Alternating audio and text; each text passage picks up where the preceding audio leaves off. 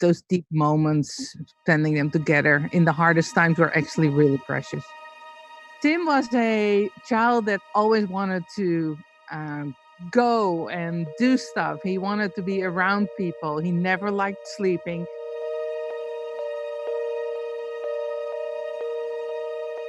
One day we visited one of the volleyball big tournaments here in Anaheim.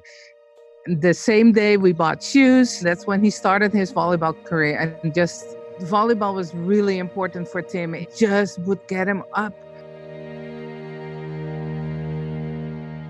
Tim was about 12 years old and just a normal teenager. He fell one day just playing around and got a little bump on his upper leg. And I made an appointment with an orthopedic doctor.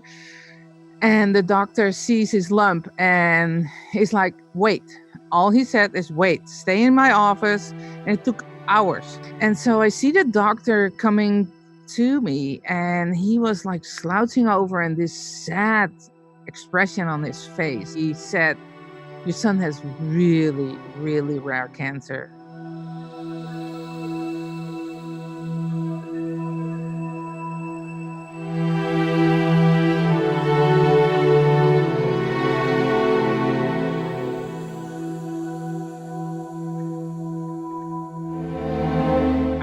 I never forget the look in his eyes, the sadness, the fear.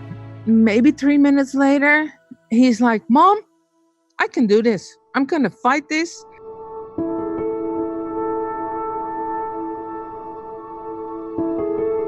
I always would be positive to Tim, like, you can do this, buddy. After he was done with the chemo and the radiation, they told him he is cancer-free and in remission.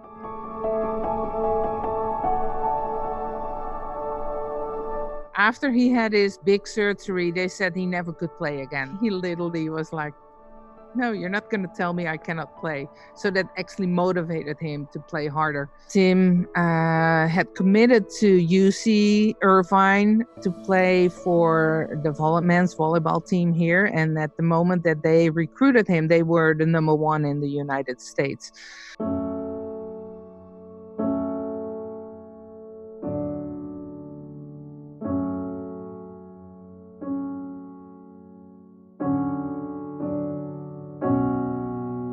We decided with other doctors to start a new chemo. In the end of March, Berkeley all of a sudden sent him a letter that they accepted him at Berkeley. And so Tim said, you know what?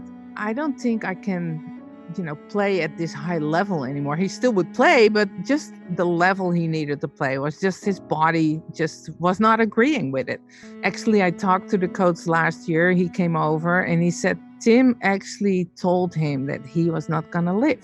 And he never had said those words to us. He said, I want to be able to follow my dreams. Are you okay if I'm not joining the team and if I go to Berkeley? 6 weeks later, we moved him into Berkeley.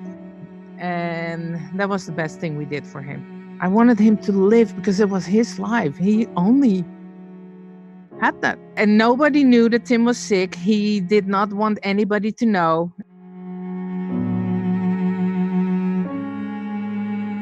I get that call and I knew. He said, Tim needs to come home. His lung is completely filled with edema and it's full with tumors. He probably has only 2-3 weeks to live.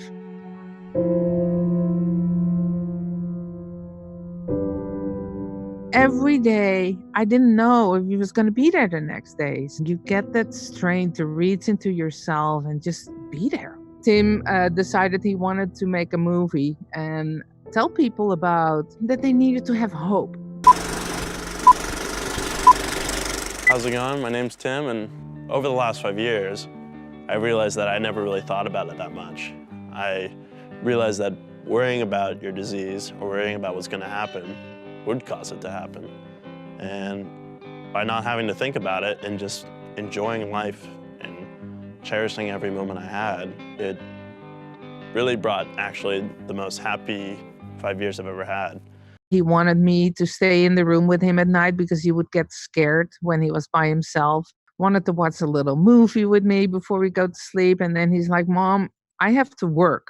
You go to sleep and don't worry, I'm going to be here tomorrow. I just have to work. And I didn't question what he was doing, but he would be for hours on this computer. It's the end of November, and he asked for my husband and I to come and sit with him. And he said, I have a question.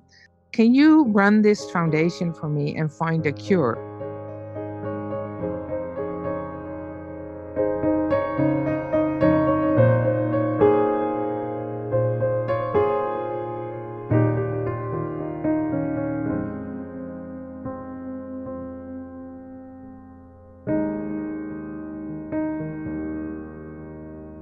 When we talked to the organization that helped us start the foundation and said, well, do you think it's going to be a small foundation that will raise $5,000 here and maybe $10,000 here?